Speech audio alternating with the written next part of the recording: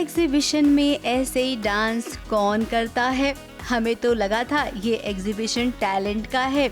ये नहीं जानते थे कि यहाँ पर डांस वाला टैलेंट भी देखने मिलेगा। अब जहाँ पर इतने सारे लोग होंगे तो जाहिर सी बात है कि कोई न कोई बात कहीं से ऐसी आएगी जिसके चलते राइटर को ऐसा क्रिएट करना पड़ेगा कि अब ना इस एग्जीबिशन में भगदड़ मचने वाली है। अब अरमान अबीरा मिलते मिलते रह जाते हैं और उसके बाद ये वाला सीन भी तो क्रिएट करना था जहाँ पर अबीरा अंशुमन की बाहों में है तो दूसरी तरफ गीतांजलि अरमान की बाहों में है। अरमान और अबीरा डांस करते करते अरमान को एक खिंचाव महसूस होता है एंड ही थिंक्स कि अबीरा अबीरा है शायद, या कुछ तो फील होता है। तो वो फीलिंग के को फॉलो कर करके वो अबीरा के पास आ जाता है एंड हाथ पकड़ लेता है। फिर घूंघट उठाने वाला होता है कि तब तक कुछ डिस्ट्रैक्शन हो जाता है और फिर वापस वही भगदड़ में फिर मैं गिर जाती हूँ अंशुमन की बाहों में और वो संभाल लेते हैं गीतांजलि को। अब ये क्या था भाई? ऐसा देखना ना अरमान अबीरा के फैंस को बिल्कुल पसंद नहीं आएगा।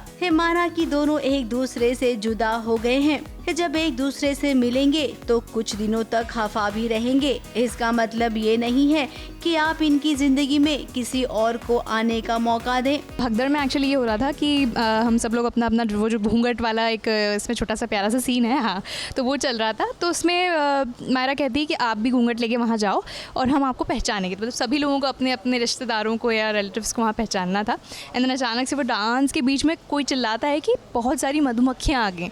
तो वो सुनते ही सब लोग पागल से हो जाते हैं कि मधुमक्खियाँ, और सब इधर उधर भागने लगते हैं अपने आप को बचाने के लिए ताकि काट ना ले मधुमक्खियाँ। हमें तो लगा था एक दिन, दो दिन, तीसरे दिन तो लगा था हमें कि अरमान अबीरा जरूर एक दूसरे को देख लेंगे, लेकिन आज का दिन भी चला गया।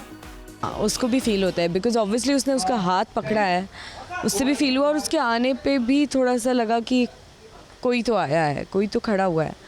ऑफकोर्स घूंघट में उतना तो समझ में आता है, पर एक उससे ज़्यादा बड़ी एक फीलिंग है कि शायद वो है, शायद वो है। अब इस एग्जीबिशन में जैसा जैसा सोचा था वैसा हुआ नहीं।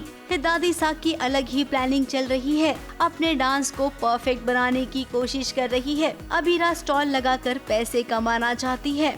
हर किसी के अपने अलग अलग मुद्दे हैं, लेकिन उसमें भी मुद्दे की बात ये है कि कब होगा आमना सामना। होपफुली अरमान अबीरा साथ होंगे, बट लेट्स सी क्या होता है। अभी स्टोरी का तो मुझे पता नहीं है, मैं कुछ भी बोलूं और ऐसा हो ना हो, आई डोंट नो। हमें तो एवरीडे पता चलता है कि क्या करने वाले हैं, तो नो आइडिया। अब प्लीज ये मत कहना कि काम करते जाओ, फल की इच्छा मत करो। अब देखिए, हम तो ऐसा जरूर कहेंगे कि क्योंकि सारा कुछ ना इस फल पर ही डिपेंड है। फल चाहे खट्टा हो या मीठा हो, लेकिन फल तो चाहिए। सुन रहे हो ना ये रिश्ता के मेकर्स। ABP news report.